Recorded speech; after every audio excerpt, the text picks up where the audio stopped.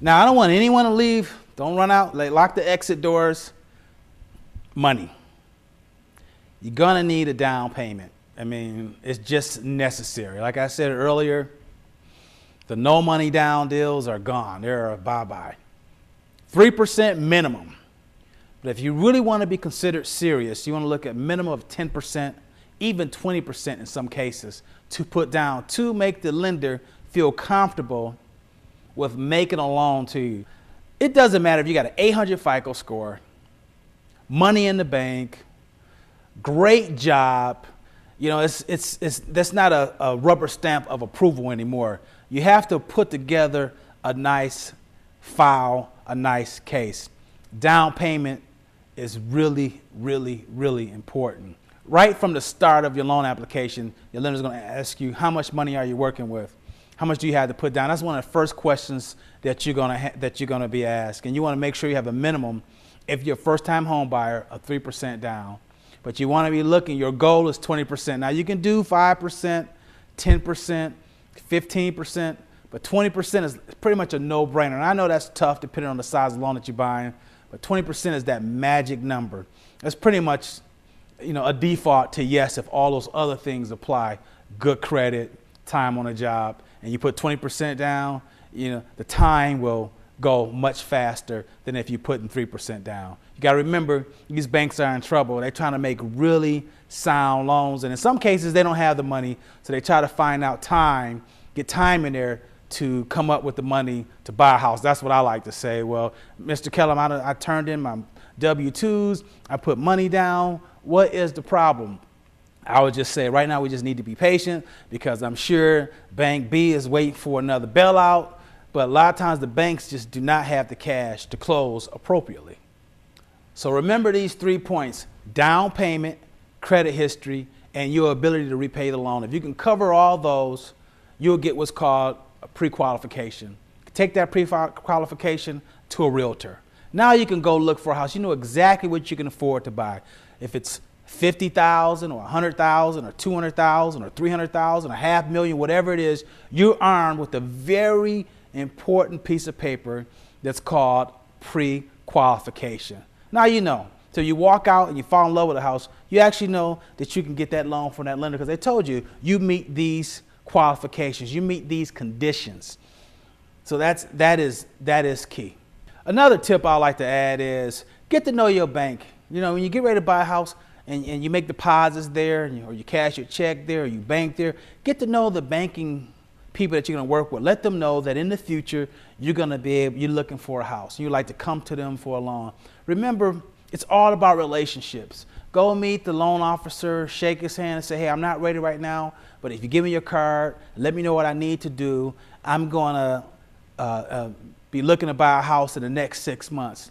And every time you go to that bank, wave, say hello, how you doing? Get to know your banker just a little bit. So when you make that appointment, you know you can say, hey, listen, it took me 6 months or 7 months to get ready, but I think I'm ready.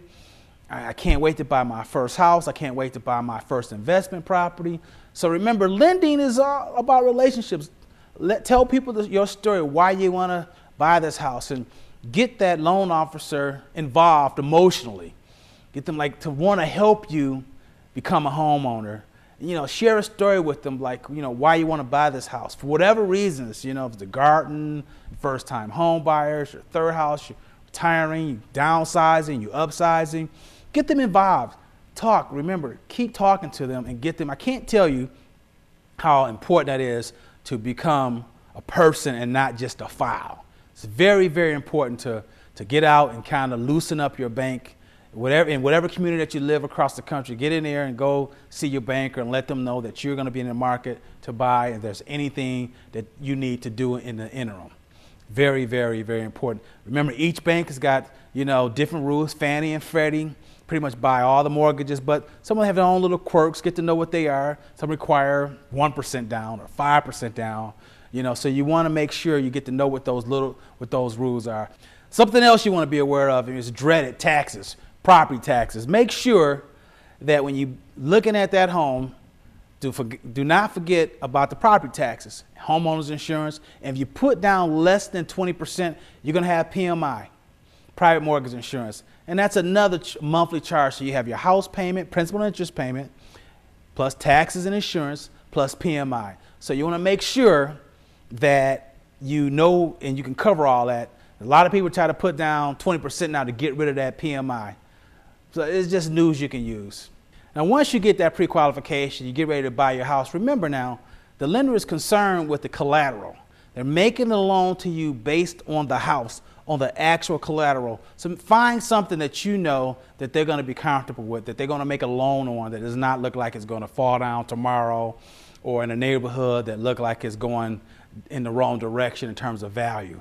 So collateral is very important as well. One last point for you guys. You've been a great audience. I love talking about real estate, love talking about buying homes. I'm just glad to be here today. Remember, this is the best time. This is the best time since the Great Depression to buy a home, to buy real estate. It's the best time. Get ready, get your credit, if you're not prepared, get prepared. And there are a lot of partners out there you can work. Banking people are the best now because they have so much inventory, so much foreclosed properties out here. They will work with you to help you get financed in a lot of cases. So do your homework, do your research. Do not get discouraged. The minute you hear something negative on the news, the radio about homes or houses, a job, turn it off, change your vibe, change your aura, think positive, and go make it happen. I want to thank you guys for tonight. Thank you for being here and taking time with me. You have a great evening.